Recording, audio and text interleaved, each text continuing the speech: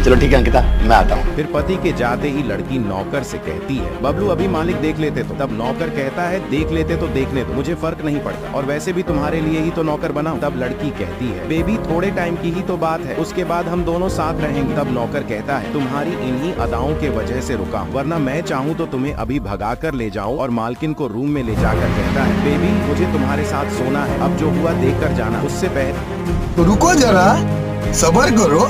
कुछ कर पाता कि तभी इसका ससुर आकर अपनी बहू को रंगे हाथ पकड़कर कहता, बहू के साथ क्या कर रहा था? तब नौकर कहता है, अंकल जी मैं कोई नौकर नहीं हूँ, वो तो आपकी बहू के कहने पर नौकर बन के आया था ताकि हम दोनों मजे कर सके। तभी इसका पति आकर कहता है, अंकिता तुमने मेरा घर बर्बाद कर दिया, और अपनी बीबी को घर से निकाल देता है।